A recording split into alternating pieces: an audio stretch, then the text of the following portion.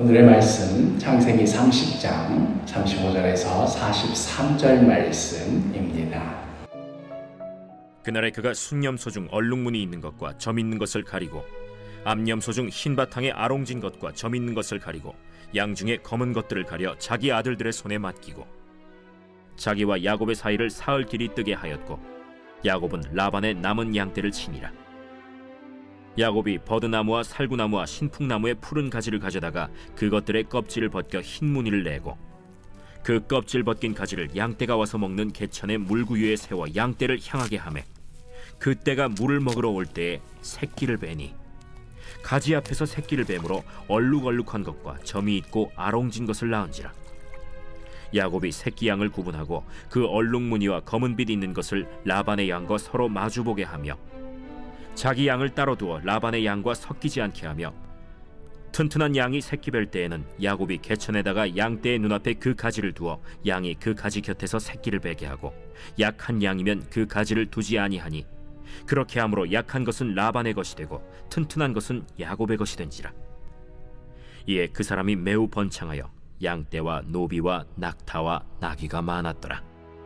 우리가 흔히 그 사람은 복받았다 이런 식의 말을 할 때 그때 우리가 생각하기를 그 사람은 아무런 노력도 안 했는데 거저 무언가가 굴러들어왔다 하는 식으로 생각할 때가 많지요. 복권에 당첨됐다랄지 하는 그런 것처럼 의도하지 않게 한 일이 어느 정도 이상의 큰 보상을 받게 되었다 그런 식으로 우리가 복받았다는 의미를 받아들일 때가 많습니다. 물론 정말 그런 일이 우리 인생 가운데 자주 벌어진다면 정말 신날 것 같긴 합니다만은 그러나 성경에서 말하는 복은 당연히 그런 의미가 아닙니다. 물론 하나님의 복은 은혜로서 우리에게 거저 주어지는 복입니다.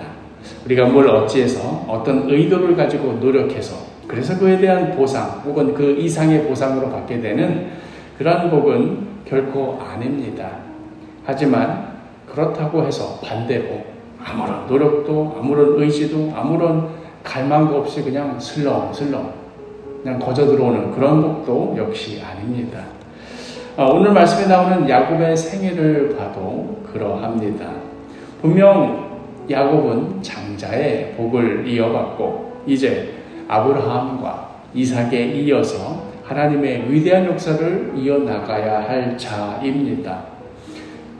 그렇다면 이런 복을 받았으니 야곱은 가만히 있어도 그런 우리가 흔히 생각하는 그 복받았다는 의미를 생각하자면 이 일들이 다 저절로 이루어져야 되는 것 아닌가. 야곱은 그냥 가만히 앉아서 손가락만 빨고 있어도 다 이루어져야 되는 것 아닌가. 우리가 그런 오해를 할 수도 있겠지요. 그러나 이 일이 이루어지는 데 있어서 야곱이 가만히 있어도 된다랄지 야곱의 노력이 전혀 필요 없다랄지 이런 의도나 의미가 성경에는 전혀 담겨 있지 않습니다. 물론 야곱은 하나님의 복에 대해서 큰 오해를 하였고 하나님의 뜻보다는 자신의 뜻을 관철하려고 하였고 그 둘 사이의 갈등이 야곱 평생에 걸쳐서 있었다라고 할 수도 있을 정도입니다. 그러나 이것은 야곱이 가만히만 있었으면 됐는데 괜히 고집부려서 그 인생이 힘들어졌다. 하나님의 복을 받는 사람은 그저 하나님께서 행하시는 것을 지켜보기만 하면 된다 하는 그런 의미가 결코 아닙니다.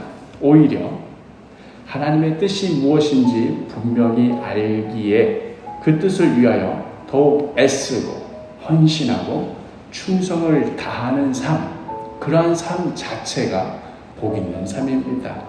그런 의미에서 오늘 본문에서 야곱이 애쓰는 것, 내가 열심히 해야만 그 보상으로 내가 잘 되고 내가 열심히 안 했더니 좀 게을렀더니 그 결과로 내가 망하고 그런 의미에서의 열심이 아니라 마치 천하에 나 혼자만 덜렁 떨어져 있어서 내가 잘해야만 내 인생 책임져지고 내가 못하면 내가 망하는 그런 의미에서의 내가 살기 위해서 발버둥치는 그런 열심이 아니라 하나님의 복을 받은 자로서 이제 그 복을 받은 자답게 신실하고 충성되이 살아가며 최선을 다하는 그러한 모습으로 우리가 봐야 될 듯 합니다.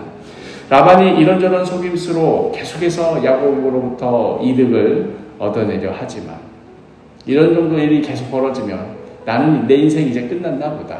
더 이상 이 라반이라는 사람의 이 손아귀에서 빠져나갈 수 없겠구나 하고 좌절하고 포기해버리고 그냥 삶을 놓아버리는 것이 아니라 야곱은 이러한 실수에도 좌절하지 않고 계속해서 길을 열어나가기 위하여서 모든 노력을 다 썼습니다. 그 중요한 동기 중 하나는 무엇입니까? 하나님께서 야곱에게 주신 그 약속, 나에게는 가야 할 곳이 있다, 가야 할 길이 있다 하는 그런 소명의식입니다.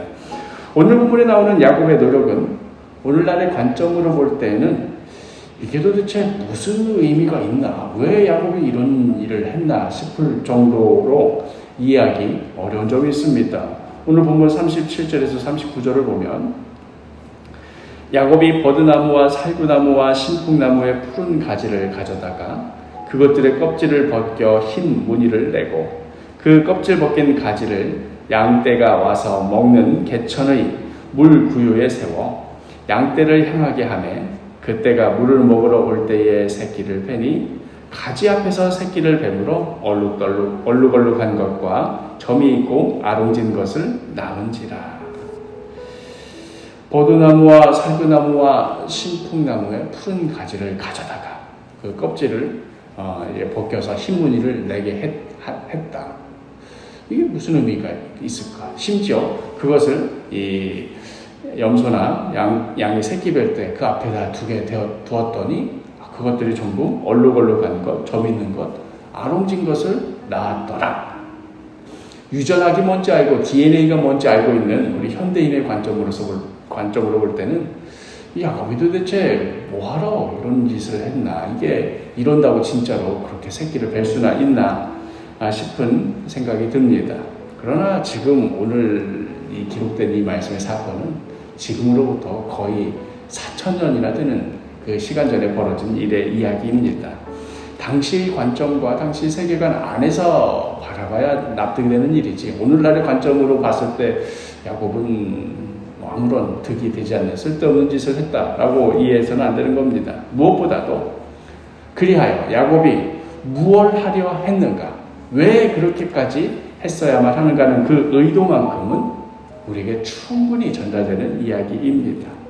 즉 야곱은 그렇게까지 해서라도 자신의 품삯을 깎아내리라는 그 라반의 계력을 뚫고 자신의 것을 만들어내기 위해 혼신의 노력을 다했다 하는 그 이야기만큼은 우리가 충분히 오늘 본문 속에서 볼 수 있습니다. 하나님의 복을 받은 자가 그냥 가만히 있으면 되지 왜 이렇게까지 노력해야 하는가? 당연히 그래야 하는 것입니다. 그렇게 노력하지 않으면 내가 망하고 그렇게 노력해야만 그 보상으로 뭘 얻을 수 있고 이런 의미가 아니라 하나님의 뜻이 어디에 있는지 알기에, 하나님께서 우리로 무엇을 하기를 원하시는지 그 방향이 분명하기에 우리는 날마다 우리에게 주어진 삶 가운데 최선을 다해야 합니다.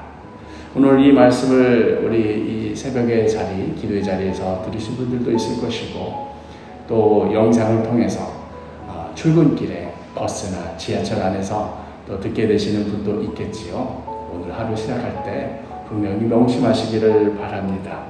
우리에게는 하나님의 뜻을 향한 그 가슴이 살아 있어야 합니다. 오늘 하루도 하나님께서 나에게 이러한 소명을 주셨기에 하나님께서 나로 하여금 어떠한 삶을 살아갈지에 대해서 어떻게 살아가야 기뻐하실지, 어떠한 삶을 하나님께서 원하시는지 우리가 분명히 알고 있기에 오늘 하루 우리에게 주어진 그 삶의 터전에서 최선을 다하며 열심을 다하며 주님께 기쁨이 되는 그러한 삶을 살아가기를 간절히 소망합니다.